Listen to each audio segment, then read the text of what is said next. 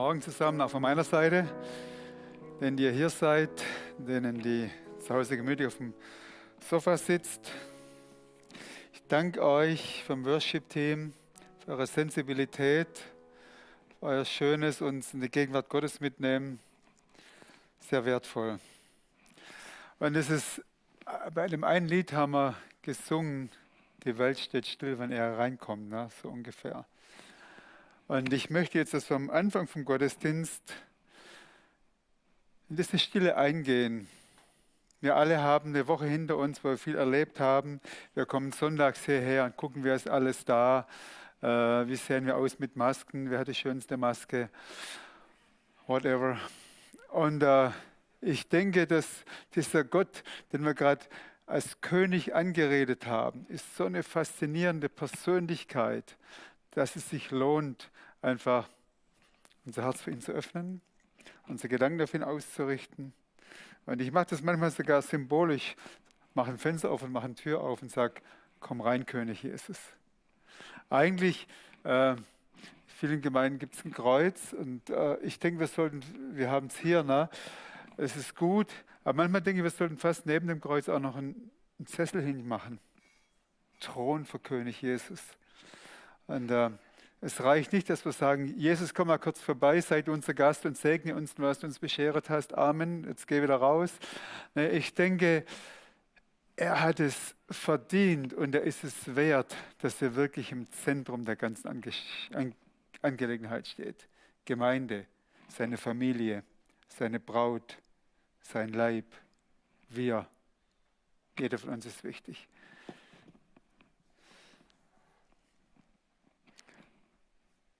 Ich bete jetzt mal kurz und dann lassen wir einen Moment Stille. Und in dieser Stille kannst du persönlich mit ihm reden. Das kann ja niemand abnehmen. Ne? Nicht mal Gott selber nimmt dir es ab, in Dialog zu treten. Und wenn wir heute weggehen von diesem Gottesdienst und sagen können, Gott ist uns begegnet, der König des Universums hat zu mir gesprochen, dann würde ich sagen, es hat sich gelohnt, den Aufwand hier zu machen. Und sind wir nicht umsonst aufgestanden, den König zu treffen. Was gibt es Schöneres? Jesus, du bist wirklich der König.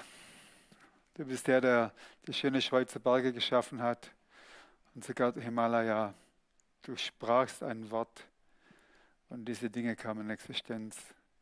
Einige von uns waren Skifahren im Urlaub die letzten Wochen und haben ganz neu die Schönheit deiner Kreativität neu gesehen und geschmeckt.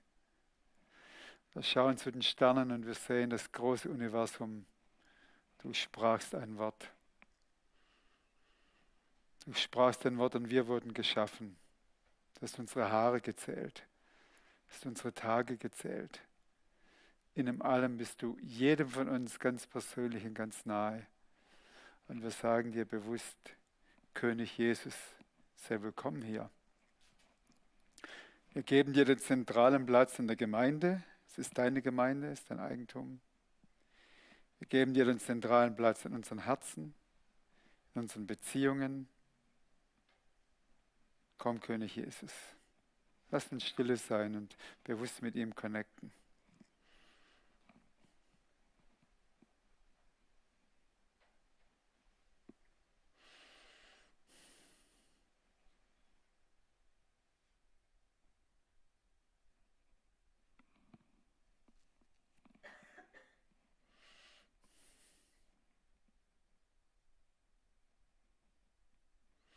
Ich bete jetzt für die, Jesus, die Entscheidungen fällen müssen in den nächsten Tagen, dass du sie inspirierst, dass sie Entscheidungen fällen gemäß deines Willens. Ich bete für die jetzt, die in ihrem Business große Herausforderungen haben. Zeig du ihnen, dass du Jahwe Jireh bist, der Gott, der versorgt und der voraussieht. Ich bete für die jetzt, die gesundheitliche Probleme haben. Zeig du, dass wir durch deine Wunden Heilung empfangen haben. Lass die Heilung strömen, gerade jetzt. Bei denen, die hier sind, bei denen im Livestream zuschauen. Ich bete für die, die einsam sind, dass sie deine Gegenwart erleben auf eine ganz persönliche, liebevolle Art und Weise.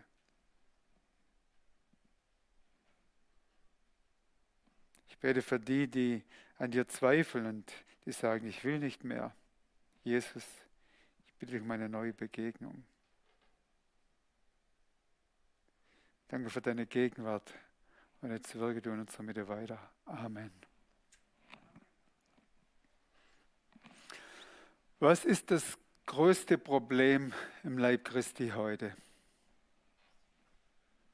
Struktur, Geld, Manpower, Organisation, Leiterschaft. All diese Dinge, sie sind wichtig. Ich will nicht einen Punkt kleinreden. Aber als ich mich für den Gottesdienst vorbereitet habe, sind mir Gedanken wichtig geworden, die mich eigentlich die letzten Monate beschäftigen. Und nicht nur mich, sondern ich höre von verschiedenen Leitern in verschiedenen Ländern das gleiche Thema. Hosea 6, Hosea 4, mein Volk kommt um aus Mangel an Geld. Aus Mangel an Erkenntnis. Ne? Ich denke, Erkenntnis ist das Grundproblem des Volkes Gottes heute. Nichts Neues unter der Sonne, das war vor 2700 Jahren so, das ist heute so. Mein Volk geht in die Irre, stagniert aus Mangel an Erkenntnis. Erkenntnis, und das ist nicht eine griechische Erkenntnis, wir sammeln mehr kognitive Informationen, um ein besseres Denksystem zu haben, sondern Erkenntnis aus dem Hebräischen, das gleiche Wort, Erkenntnis, hebräische Wort Yada, steht für die sexuelle Vereinigung eines Ehepaars, eine Intimität. Und in anderen Worten, wenn wir das jetzt so anwenden, dann sagt Gott in seinem Wort, mein Volk ist schwach oder verliert viel aus Mangel an Intimität mit mir. Das ist das Grundproblem des Leibes Christi heute. Die Ressourcen sind alle da, aber die Frage ist, gehen wir zu den Ressourcen? Der Vorhang ist zerrissen, der Weg ist frei, alles ist geschehen. Jesus hat gerufen, es ist vollbracht, der Preis ist bezahlt. Mein Volk bleibt schwach aus Mangel an Erkenntnis. Stell dir vor, dein Chef sagt dir Montagmorgen, übrigens, die ganze Woche, ihr müsst nichts arbeiten, ihr kriegt 5-fachen Gehalt, aber seid einfach hier morgens um 8 Uhr. Ich schenke euch jetzt einfach mal. Aber seid um 8 da, dann gibt es Cash, ich verpacke ein schönes Säckchen, na, dann sieht es auch noch was aus. Wer von euch würde da nicht hinkommen? Andersrum, wer von euch würde hingehen? Wir würden alle gehen. Ne? Eine Woche lang Cash, nichts arbeiten, da sein, sich freuen, wieder gehen. Jesus, das Wort Gottes sagt, aus Gnade seid ihr gerettet. Oh, ich bin gerettet, ich komme in den Himmel. Richtig. Aber dieses Paket Rettung fängt nicht an dem Tag, wo der Sarg zugeht, sondern das Paket Rettung fängt an dem Tag, wo du sagst, Jesus, ich beuge meine Knie und ich bekenne, du bist der Retter, du bist für mich gestorben, du hast für alle meine Schuld bezahlt und du bist auch mein Herr, du bist auch mein König. Ab dem Moment fängt Rettung an. Und Rettung heißt, der Vorhang ist zerrissen. Hebräer 4, wir haben Zugang zu dem Thron, nicht des Gerichtes, zu dem Thron der Gnade. Und was empfangen wir vom Thron der Gnade? Gnade. Und nach Gnade, Gnade. Und nach Gnade, Gnade. Gottes Herz ist so groß, ist so überfließend von Gnade. Der Tag des Gerichtes wird kommen, das ist ein anderes Thema. Aber das Gericht für uns, für die Kinder Gottes, ist schon vollzogen. Jesus hat am Kreuz geschrien, mein Gott, warum hast du mich verlassen? Das Gericht Gottes für deine, meine Schuld, es ist erledigt, es ist passiert. Punkt. Wir geben Rechenschaft ab für unser Leben, um Belohnung zu kommen für unseren Gehorsam und Treue, aber auch sagen, oh Gott, warum habe ich nicht Gehorsam und Treue gelebt? Das ist die andere Seite, Rechenschaft vom Richterstuhl Christi. Aber das Gericht, der Zorn Gottes über alle Gottlosigkeit, über alles Ungerechte ist in Jesus vollzogen für die, die an Jesus glauben. Und deshalb, der Thron steht zur Verfügung, der Weg ist offen, die Tür ist frei. Wir kommen zum Thron der Gnade und Gnade und Gnade. Hast du schon genügend Gnade? Ich habe noch nicht genügend Gnade, ich will noch mehr. Stell dir vor, ich habe in der Wüste gelebt und ich habe Durst erfahren. Einmal bin ich da gewandert Zum Glück war es nachts, ne? Und ich habe irgendwie, ich weiß nicht mehr warum, zu wenig Wasser dabei gehabt. Ne? Bin dann 6 Stunden gewandert oder 8 Stunden, ich weiß nicht mehr. Und dann kam ich in die Oase, wo ich gewohnt habe. Und sobald ich das erste Wasser gesehen habe, was trinkbar war, ich habe mich draufgeschmissen. Wasser. Durst ist etwas sehr Intensives. Und Gnade kann man mit Durst vergleichen. Ne? Das heißt, an vielen Stellen beschreibt die Bibel das so, wer Durst hat, Jesus ruft es, wer Durst hat, der komme zu mir. Jesaja 55, kommt und nehmt das Wasser des Lebens umsonst. Das drückt etwas aus von dem Herz Gottes. Ich will euch Wasser geben. Ich will euch Wasser geben. Und noch eine Erfahrung aus der Wüste. Ich habe bei Beduinen gelebt, die hatten kaum was zu essen. Ne? Und da gab es viel Sand, Steine und ein bisschen Wasser, so ein kleiner Rinnsal. Und ich habe dann zu den Beduinen gesagt, warum bauen wir hier nicht ein bisschen Gemüse, Salat an? Da kommen die Ziegen, dann fressen es weg. Okay, ich mache einen Zaun drumherum. Da kommen die Kamele und die Kamele kommen von oben. Okay, mache ich Stacheldraht drumherum. Dann kommt eine Überschwemmung. Und es ist wirklich so, in der Wüste 6 Jahre vorher gab es eine Überschwemmung. Und wenn es in der Wüste alle 6 oder 8 Jahre mal regnet, in den Wadis, da kommt eine Flat. Ne? Also, wir machen nichts mehr. Ne? Das sind die Schafe, die Kamele und dann kommt noch die Flut. Wir machen nichts, lieber hungern wir. Da habe ich gesagt, okay, solange keine Flut kommt, ich habe Draht gesucht von den alten Gärten, die noch... Das Sand war vergraben, ausgegraben, den Zaun, Stacheldraht und dann Erde, gab es keine. Sand mit Kamelmist gut gemischt. Ne? Und es war eine gute Erde. Und dann habe ich Zwiebel reingesteckt, Salatsamen und so weiter. Und die Beduinen standen da, wow, funktioniert wirklich. Sage ich ja. Und das war für mich so ein prophetisches Zeichen. Da wo nichts war, wenn wir Wasser und fruchtbaren Boden zusammenbringen, und Samen da reinsehen, da passiert etwas. Und das ist Gottes Agenda auf dieser Erde. Er sagt, ich will das Ganze zum Blühen bringen hier. Ich will, dass auf dieser Erde was Gewaltiges passiert. Und eines der schönsten Bilder vom Herzen Gottes, das lese ich euch vor, haben wir nicht auf Folie. Ich will einfach, dass ihr zuhört. Jesaja 35. Wir reden jetzt über den ersten Punkt, das Herz Gottes. Ne? Den ersten Punkt wieder reinbringen, einfach als Überschrift, das Herz Gottes. Gott ist ein überfließender Gott. Von seinem Herzen fließt Gnade. Gnade kann beschrieben werden mit Wasser in dürres Land. Freuen werden sich die Wüste und das dürre Land. Frohlocken wird die Steppe und aufblühen wie eine Narzisse. Sie wird in voller Blüte stehen und frohlocken. Ja, frohlockend und jubelnd. Die Herrlichkeit des Libanon ist ihr gegeben. Die Pracht von Karmel und Sharon.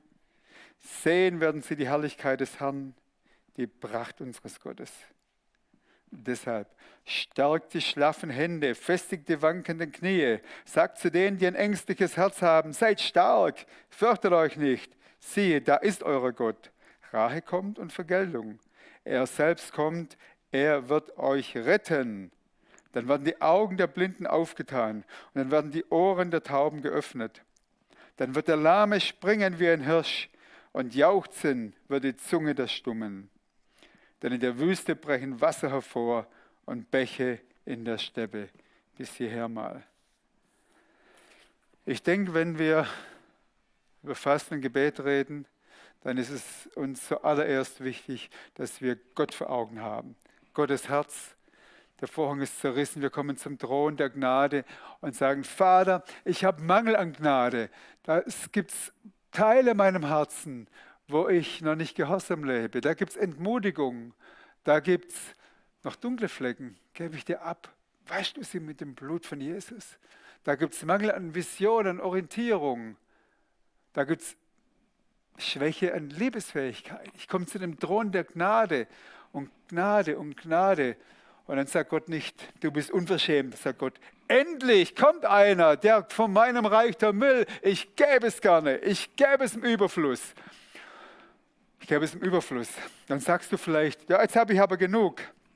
Das ist so, als wenn wir in der Wüste sind und ganz durstig und dann finden wir Wasser und dann wissen wir, oh, mein Freund hat auch Durst, aber dem sage ich es nicht.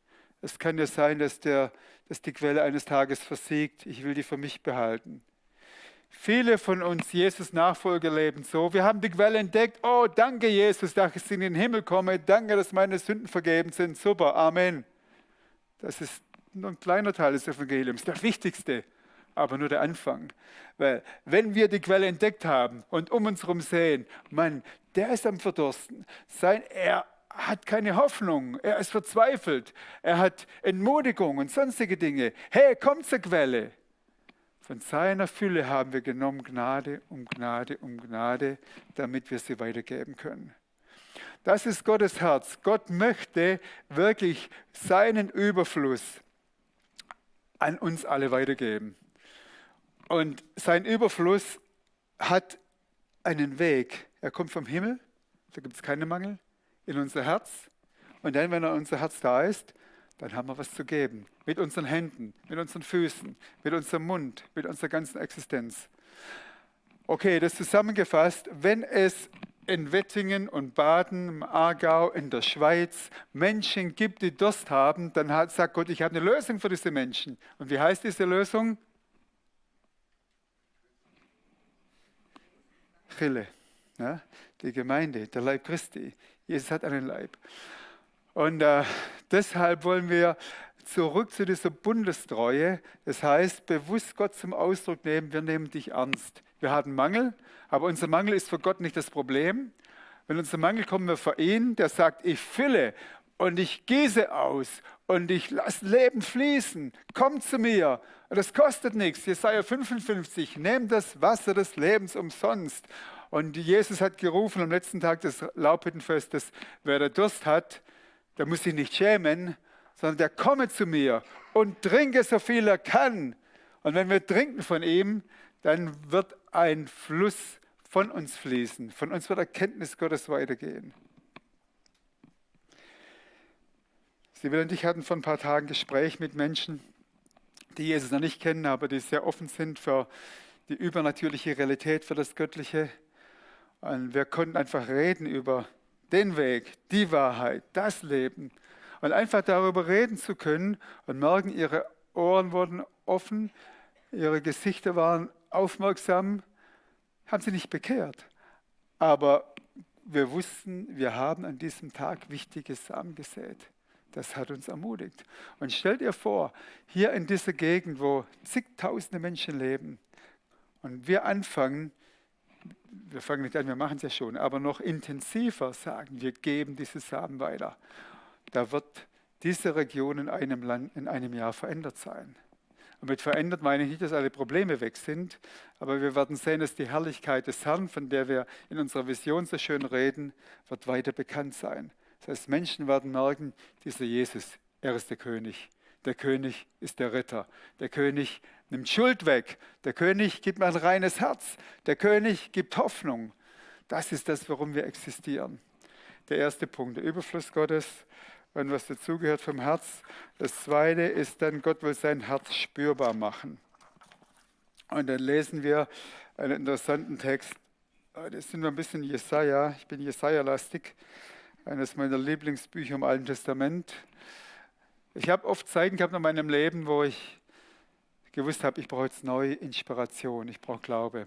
Da habe ich mich oft zurückgezogen, Fasten, Beten und dann diese Teile von Jesaja genommen, Jesaja 40 folgende. Und da steht so viel drin von dem Gott, der, was Michael letzten Sonntag so eindrucksvoll gepredigt hat. Ne?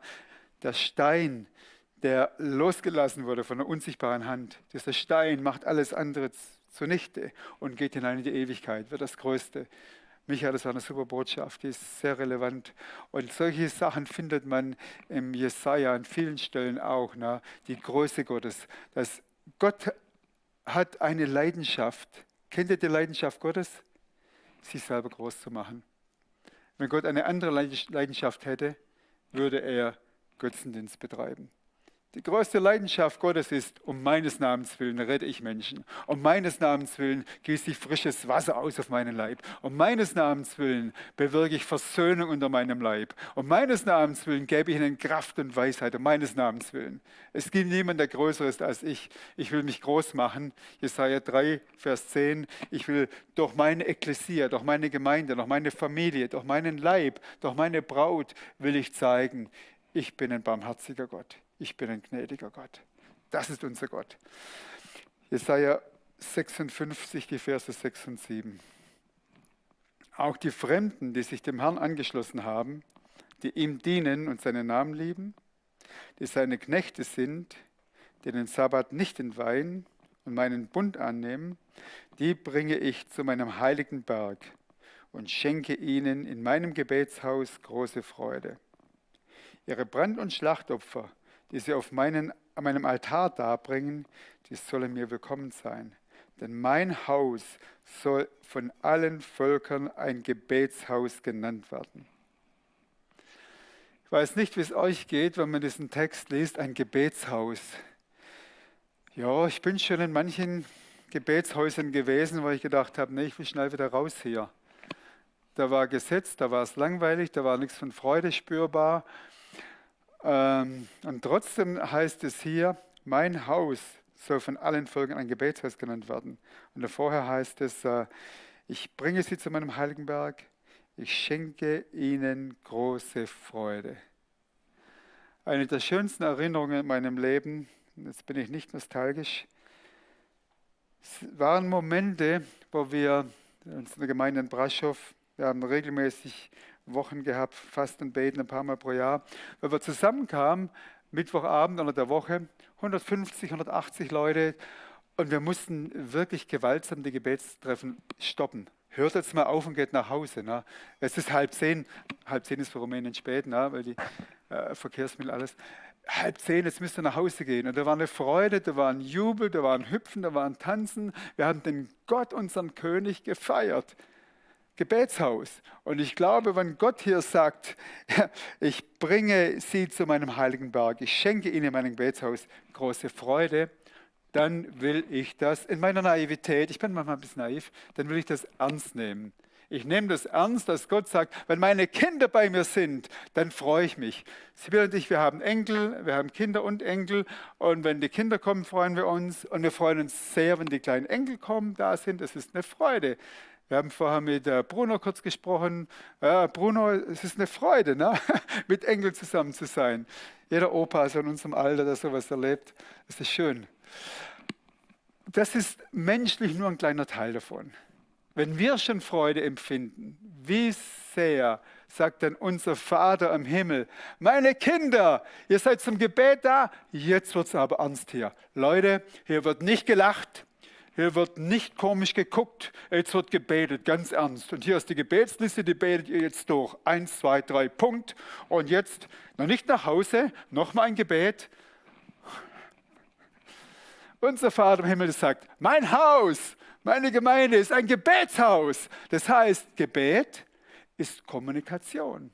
Gebet ist wie ein Kanal. Das heißt, in anderen Worten, Gott sagt, wenn ihr zu mir kommt und mit dieser Haltung von Gebet, also mit dieser Bereitschaft, Gott, du bist groß, ich bin arm in meinem Geist, bei dir ist alles.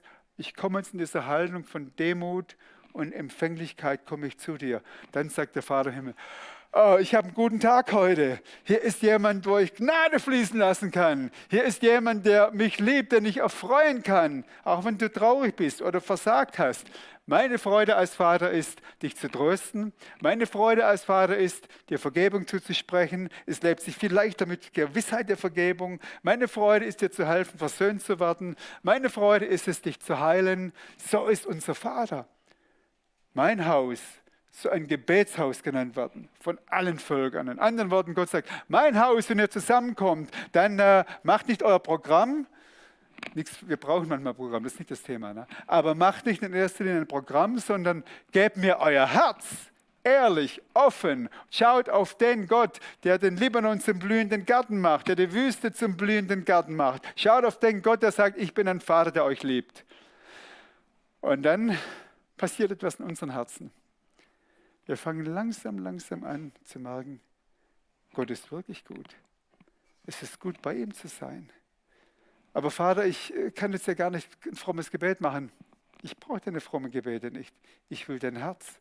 Komm, gib mir dein Herz, dass ich höre, wie es dir geht. Gib mir dein Herz, dass ich dir neu zeigen kann, ich bin gut. Und es ist meine größte Freude, wenn meine Kinder glauben, dass ich ein guter Papa bin, dass ich kein geiziger Papa bin, dass ich kein schwäbischer Papa bin, sondern dass ich ein Papa bin, der wirklich großzügig und gerne gibt und darin meine Freude hat. So ist unser Gott. Also mit moderner Übersetzung heißt es, ihre Lieder und ihr Zusammensein und ihre Gemeinschaft, es soll mir willkommen sein. Den Kreuzpunkt soll unter den Völkern ein Gebetshaus genannt werden. Kreuzpunkt soll ein Ort sein, wo die Leute sagen, hey, da kommen die Leute hin, die sind nicht besser als wir, aber die haben etwas, die haben irgendwo eine Antenne.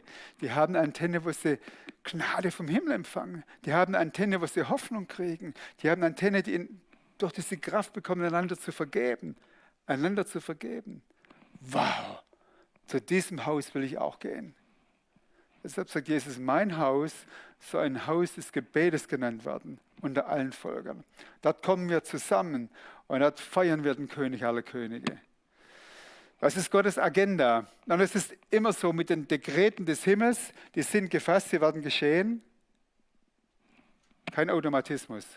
Du und ich und wir als Gemeinde. Wir müssen entscheiden, wollen wir diese Art von Gebetshaus sein, wo man sagt, hier ist die Freude Gottes, hier spürt man, dass Gott sich an seinen Kindern freut, hier merkt man, dass die Kinder wissen, wir sind geliebt, wir sind wertvoll und deshalb lieben wir einander und ermutigen einander und geben das Wasser, das wir gefunden haben, weiter. Und wir gehen zu den Leuten und bringen sie zu den Quellen. Gottes Agenda, Dekrete des Himmels, alle Welt enden. Einer der schönsten Bibelverse, Habakuk 2,14. Zwar ich lebe, spricht der Herr, die Erde wird bedeckt sein mit der Erkenntnis der Herrlichkeit des Herrn, wie die Wassermassen das Meer bedecken. Das ist unsere Zukunft. Wer macht die Zukunft? Corona, Lockdown, forget it. Wir nehmen diese Dinge ernst, das gehen wir nicht lächerlich damit um, ne? Aber wir nehmen das andere ernst. Über dem Ganzen gibt es einen König, der einen Plan hat. Und in diesem Plan gibt es keinen Winterschlaf. Wir sind nicht im Hibernieren. In dieser Zeitphase, wo wir sind, wird die Puppe vorbereitet, demnächst fliegen zu können. Das heißt, in dieser letzten Phase kriegt die Puppe die Flügel und alles, was sie braucht, um nachher Flügel zu können. Und dann kommt die Zeit, wo Jesus sagt, und jetzt nimm mal diese äußere Hülle da ab und flieg los. Dann wird die Zeit kommen, wo die viele Menschen sehen werden. Guck mal die Menschen an. Die sind schwach, die haben Bildung wie wir, manche mehr, manche weniger, aber sie haben eins, sie lieben sich, sie respektieren sich. Und wenn sie Fehler machen, und das machen sie wirklich, dann vergeben sie sich. Wow. Und dann sagt Jesus, ich freue mich, als ich am Kreuz geschrien habe, es ist vollbracht, es hat sich gelohnt. Der teure Preis, mein Gott, warum hast du mich verlassen? Es hat sich gelohnt. Ich sehe viel Frucht. Und das ist die Geschichte, in die Gott uns reinnimmt. Dritte, das hatten wir, okay. Und jetzt kommen wir zum dritten Punkt. Die Gemeinde, ein blühender Garten, hatten wir schon angefangen. Wir gehen jetzt zu Jesaja 58, weil da ganz wichtige Dinge stehen. Und da setzen wir langsam zur Landung an. Jesaja 58 ist das klassische Kapitel zum Fasten. Und ich lese jetzt nur mal den Vers 11. Beständig wird der Herr dich, dann wird Jahwe dich immer führen. Auch im dürren Land macht er dich satt. Er gibt dir die nötige Kraft. Dann wirst du wie ein Garten sein, der immer genug Wasser hat und wie eine Quelle, die niemals versiegt. Ich nehme das jetzt mal ganz konkret persönlich für Kreuzpunkt. Seid ihr noch da? Okay, ich will das jetzt so wirklich reinbringen zu Kreuzpunkt. Das heißt, Kreuzpunkt, hört zu. Diese Gemeinde ist nicht Gottes Idee, dass es vor 101 Jahren zur Geburt kam, war nicht Menschenidee, dass es vor 101 Jahren zur Geburt kam, war Gottes Idee. Und Gott ist nicht müde geworden. Gott sagt nicht, jetzt habe ich keine Lust mehr, sondern Gott sagt, das ist Teil meiner Braut, das ist mein Leib, ich bin Kopf davon und deshalb. Jahwe, ihr Leute vom Kreuzpunkt, Gemeinde, Kreuzpunkt, Jahwe wird dich immer führen. Haben wir eine Herausforderung vor uns? Ja. Was haben wir für eine Perspektive? Jahwe wird den Kreuzpunkt immer führen. Auch im Dürrenland macht er uns satt. Haben wir Bereiche, wo wir dürr sind? Ja, wir können mehr vertragen. Die Verheißung, er macht uns satt, er gibt uns die nötige Kraft. Kreuzpunkt, Kreuzpunkt, dann wirst du wie ein Garten sein, der immer genug, dann versteht man es besser, gell? Aber wie geht's auf Französisch, Monique? Kreuzpunkt. Dann wirst du sein wie ein Garten, der immer genug Wasser hat und wie eine Quelle, der ist nie ein Wasser, die niemals versiegt. Wenn wir an Kreuzpunkt denken, wie schnell denken wir Mangel, Problem, bla bla bla bla bla. Okay, wir stecken den Kopf nicht in den Sand, aber wir sind Realisten. Und Realisten bleiben nicht auf der Problemanalyse und Status Quo-Analyse stehen, sondern Realisten sagen, und was sagt der? Der sagt, ich bin der König, ich bin der Eigentümer, ich bin der Anfänger, ich bin der Vollender. Was sagt er? Er sagt, Kreuzpunkt, du wirst wie ein Garten sein, der immer genug Wasser hat und wie eine Quelle, die niemals versiegt. Wow! Welche Zukunft wollt ihr? Wollt ihr diese Zukunft oder wollt ihr, oh, das ist schwer. Oh, wir wissen nicht, ob wir nächstes Jahr noch ein Budget haben. Oh, es gehen wieder Leute. Oh, was ist jetzt wieder los? Was ist die Zukunft? Die Zukunft ist, dass einer sagt, ich habe das vor 101 Jahren angefangen und ich bin nicht müde. Von meinem Thron kommt Gnade um Gnade um Gnade. Und jetzt kommt der entscheidende Punkt, was machen wir mit dieser Gnade? Zurück zur Bundestreue Gottes. Und da lesen wir jetzt aus Hosea 6. Also letztendlich gibt es jetzt 2 Punkte, wie wir zur Anwendung kommen. Der eine ist Bundestreue Gott gegenüber und das andere ist Bundestreue einander gegenüber. Bundestreue Gott gegenüber, Hosea 6, 1-3. Auf, ihr Freunde vom Kreuzpunkt, das rufen wir einander zu, lasst uns zum Herrn zurückkehren. Er hat uns gerissen. Das ist immer so, wo Menschen sind, gibt es manchmal Schmerzen. Er wird uns auch heilen. Er hat verwundet. Er wird uns auch verbinden. Nach 2 Tagen gibt er uns das Leben zurück und am 3. Tag richtet er uns wieder auf und wir leben vor seinem Angesicht. Und jetzt lasst uns ihn erkennen. Lasst uns nach der Erkenntnis des Herrn jagen. Er kommt so sicher wie das Morgenrot. Er kommt zu uns wie der Regen, wie der Frühjahresregen, der die Ernte drängt. Er kommt so sicher wie das Morgenrot. Lohnt es sich, ihn zu suchen? Ja, er lässt sich finden. Und ich finde es so stark. Lasst uns nach der Erkenntnis des Herrn nachjagen. Und wenn wir sagen, wir haben demnächst eine Woche von Fasten und Beten, dann ist es das Erste, was wir einander zurufen. Lasst uns der Erkenntnis des Herrn nachjagen. Lasst uns das einfach mal gemeinsam aussprechen. Warum fasten wir? Lasst uns das gemeinsam ausrufen. Lasst uns der Erkenntnis des Herrn nachjagen. Das geht auch mit Maske, ich höre nichts. Nochmal. Lasst uns nach der Erkenntnis des Herrn jagen. Das ist unser Herzensverlangen, weil wir sehen, Gott hat einen Bund gemacht und der Bund beinhaltet Versorgung, Ressourcen, Gnade um Gnade.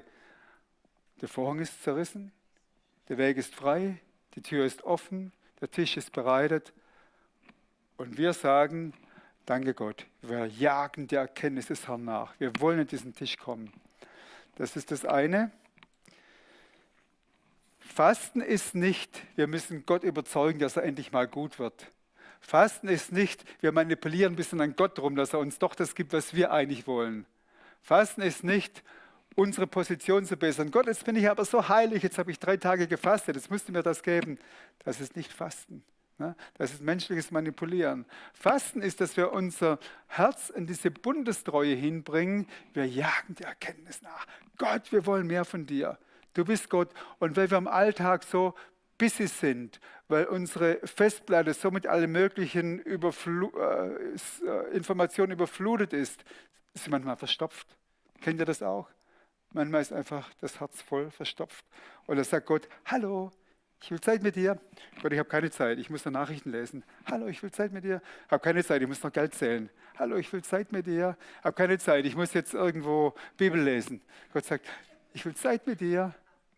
Versteht ihr, oft sind wir so voll und Fasten heißt dann, Gott, jetzt bin ich mal bewusst fokussiert, Zeit für dich.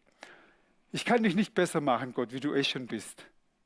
Aber ich kann dir mein Herz auf Empfang schalten. Und dann sagt Gott, das gefällt mir.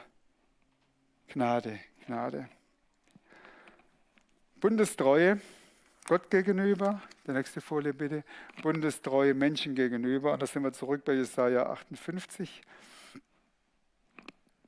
Fasten, wie ich es liebe, sieht doch vielmehr so aus. Lasst die zu Unrecht Gefangenen frei und gebt die los, die ihr unterjocht habt. Lasst die Unterdrückten frei, zerbrecht jedes Joch. Ich möchte, dass ihr euer Essen mit den Hungrigen teilt und heimatlose Menschen gastfreundlich aufnehmt. Hört auf, verächtlich mit dem Finger auf andere zu zeigen. Macht Schluss mit aller Verleumdung. Und dann kommt das, was wir vorhin hatten, Vers 11, dann werdet ihr sein wie ein bewässerter Garten. Dann wird ein Licht leuchten. Okay, Fasten. Wir wollen zurück bewusst in die Bundestreue Gott Zeit geben, ihm gegenüber, ihn suchen, Zeit mit ihm verbringen, aber auch miteinander in ein Level von Bundestreue kommen. Ich bin jetzt seit 3 Monaten hier. Ich habe bisher noch nicht jemanden gesehen, der ein Joch getragen hat. Habt ihr Leute schon gesehen, die ein Joch getragen haben, so ein Holzding? Nee. Das heißt, dieser Vers ist heute nicht mehr relevant. Oder man kann sagen, Gott gibt es eine andere Art von Joch. Das Joch wurde benutzt zur Zeit der Agrikultur damals, um 2, meistens waren es Ochsen oder Zugtiere, miteinander zu verbinden, dass sie miteinander im Gleichschritt waren. Keiner konnte abhauen.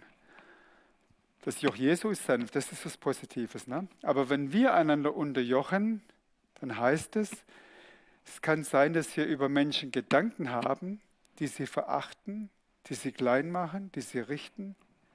Es kann sein, dass wir Worte aussprechen, die andere Menschen verurteilen. Und es ist ja heute bekannt auch von der Übertragungspsychologie, dass was wir über andere Menschen denken, wird wahrgenommen, ob wir wollen oder nicht. Worte, die wir zu Hause im Verborgenen reden über andere Menschen, haben Kraft, ob wir das wollen oder nicht.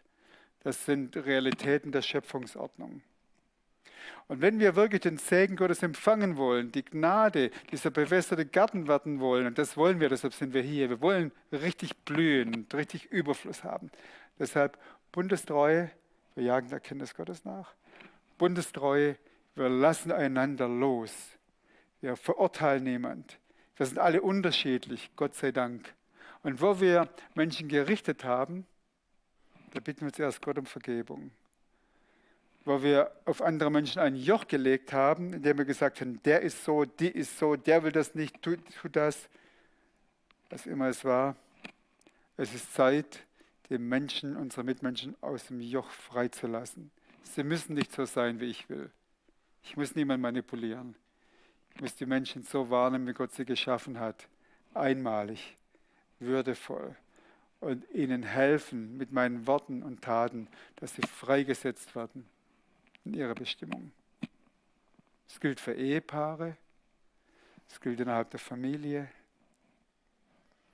es gilt auch im heiligen Raum der Gemeinde.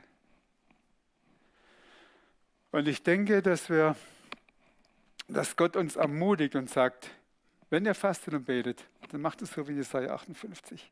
Nehmt euch einen Teil der Zeit und lasst bewusst Leute frei. Richtet niemand mehr. Und vielleicht gibt es eine innere Liste, wo du verschiedene Leute mit verschiedenen Sachen zerreißt diese Liste, sprechst aus im Gebet zu Hause.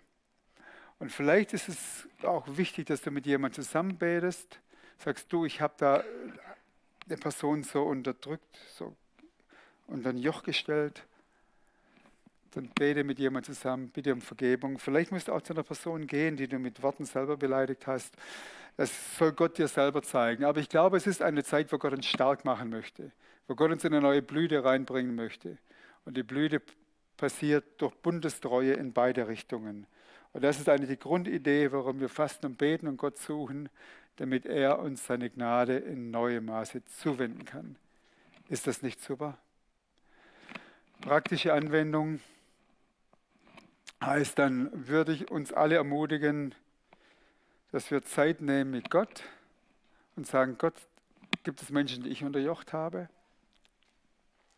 Und letztendlich wirst du gesegnet davon, weil in Matthäus 18 redet Gott davon, wenn wir nicht vergeben, sind wir eigentlich die am meisten gestraft sind. Lass die Jochs los, hör auf mit Finger zu zeigen. Und dann werden wir merken, wie eine neue Welle von Freiheit kommt. Und diese Freiheit ist eine Einladung für den König, seinen Platz immer mehr einzunehmen. Praktische Anwendung. Es ist schwer, alleine zu beten immer. Wir haben unsere persönliche Verantwortung, aber ich will dich ermutigen, such dir Gebetspartner. Wenn du verheiratet bist, entwickelt Zeiten des Gebets in eurer Ehe, in eurer Familie. Wir werden als Gemeinde nicht stärker werden, aber wenn wir die besten Programme haben, wir werden nicht stärker werden als das Gebetsleben in unserem engsten Beziehungskreis, sei es als Ehepaar, sei es mit Gebetspartnern, sei es mit Freunden. Da wird die eigentliche Kraft einer Gemeinde kreiert. Wir wollen eine starke Gemeinde sein, die blüht. Die so blüht, dass wir Früchte haben zum Weitergeben. Dass die Herrlichkeit, wie es in der Vision heißt, weitergetragen werden kann, sichtbar wird. Dass viele Menschen ihre Knie beugen im Kreuzpunkt und sagen, Gott ist hier. Ich möchte jetzt für uns beten, dass Gott uns auf diesem Weg einfach weiterführt. Ist es für euch so relevant, dieser Weg? Dann lasst uns in unserem Herzen, da gibt es jetzt keine Zeit für äußere Gebärden, das ist eine Sache in unseren Herzen erstmal. Und dann fangt bitte an, zu Hause damit zu dealen, ja, persönlich, engsten Umfeld. Und ich glaube, das wird in der Gemeinde Raum schaffen für viel Segen. Jesus, du bist der gute Hirte und du kennst uns, du kennst jeden von uns. Deine Gedanken sind gut und wir können deine Gedanken nicht besser machen, als sie eh schon sind.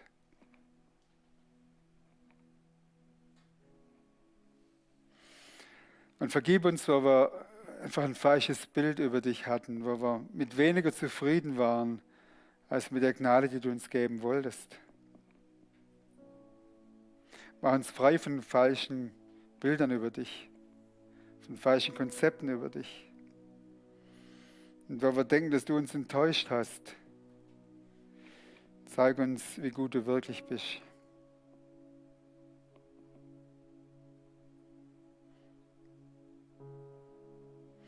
Du bist der Töpfer und wir sind der Ton und nicht andersrum.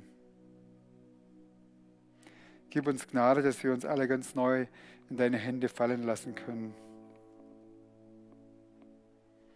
Und die Umstände unserer Geburt akzeptieren können. Die Umstände unserer Familie akzeptieren können. Mit dem Bewusstsein, dass wir niemals aus deiner Hand gefallen sind. Und dass du für die aktuelle Situation Lösungen hast auf deine Art zu deiner Zeit, aber mit Güte und Freundlichkeit ausgedacht.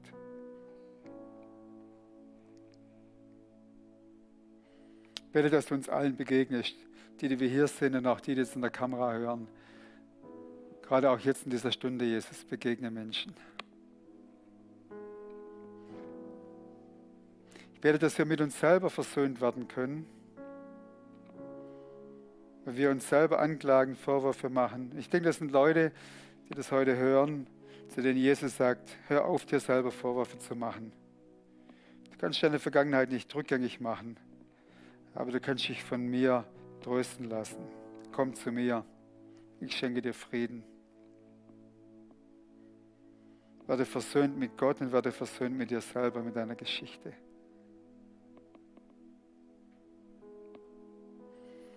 Gottes Haus ist ein Haus des Gebets und ein Haus der Versöhnung.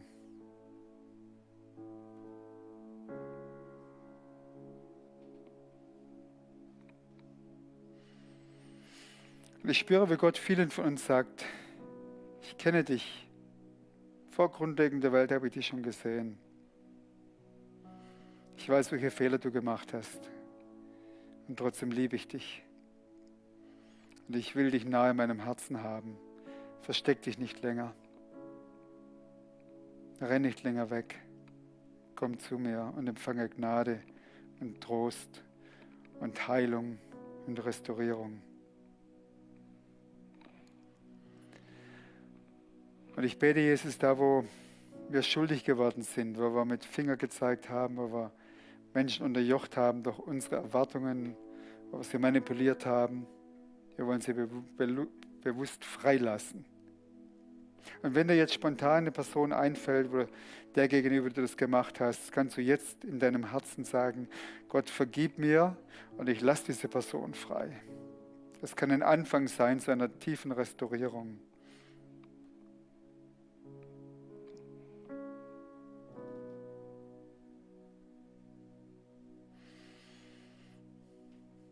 Und ich bete, Herr Jesus, dass in unserer Mitte jedes Joch gebrochen wird, dass jede Fessel zerrissen wird, dass blinde Augen aufgehen, dass wir zu einer tieferen Erkenntnis der Wahrheit kommen, Wahrheit, die frei macht.